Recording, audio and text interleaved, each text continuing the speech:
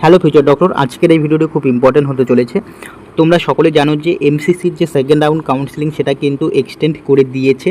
যে choice filling হওয়ার কথা ছিল কালকে, যেটা হচ্ছে বিকেল 4টার পর থেকে রাত 11:55 অবধি, সেই ডেটটা কিন্তু এক্সটেন্ড করে দিয়েছে।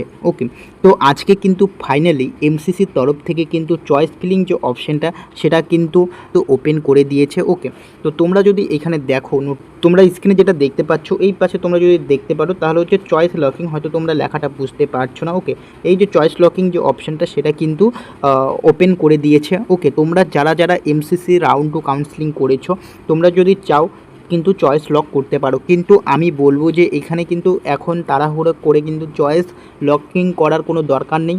কারণ কেন আমি বলছি, কারণ অলরেডি একদিকে কিন্তু এমসিসি যে এক্সটেনশন যে নোটিশটা রয়েছে এবং এদিকে আবার চয়েস লকিং অপশানটা দিয়ে দিয়েছে। এখন ধরো তোমরা চয়েস লকিং করলে, ওকে, চয়েস লকিং করলে তো চয়েস লকিং করার পর যদি কোনো নোটিফিকেশান বা নোটিশ যদি এমসিসির তরফ থেকে আসে তাহলে কিন্তু তোমরা কিন্তু তখন আর চেঞ্জ করতে পারবে না তুমি যে কলেজগুলো সিলেক্ট করেছো। ওকে, তো সেই কারণে আমি বলছি যে চয়েস লকিং করার জন্য কোনো তাড়াহুড়া করার কোনো দরকার নেই। ওকে, তোমরা ধীরে সুস্থে চয়েস লকিং করতে পারো এবং তোমাদের যদি মনে হয় যে তুমি যে কলেজের লিস্ট বানিয়েছো, ওকে, পরপর যে কলেজগুলোর লিস্ট তুমি বানিয়েছো এবং যে সিকোয়েন্স অনুযায়ী তুমি সাজিয়েছো, সেই কলেজগুলো যদি তুমি রাখতে চাও, কনফার্ম রাখতে চাও, 100% রাখতে চাও, তাহলে কিন্তু তোমরা চয়েস লকিং করতে পারো।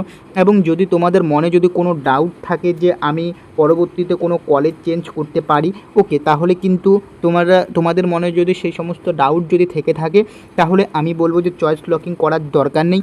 যদি তোমরা চয়েস লকিং যদি না করো সেক্ষেত্রে কিন্তু অটোলক হয়ে যাবে, সেটা নিয়ে কোনো চাপ নেই। ওকে, অটোলকের কিন্তু ব্যবস্থা রয়েছে, অটোলক হয়ে যাবে। ওকে, তো এই ইনফরমেশন আপডেটটা কিন্তু তোমাদের দেওয়ার ছিল যে এমসিসির তরফ থেকে যে চয়েস লকিং যে অপশানটা সেটা কিন্তু অন হয়ে গেছে, ওপেন হয়ে গেছে।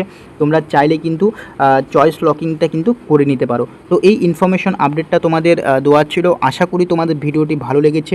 যদি ভিডিওটি ভালো লাগে অবশ্যই চ্যানেলটিকে সাবস্ক্রাইব করবে। দেখা হচ্ছে পরে ভিডিওতে।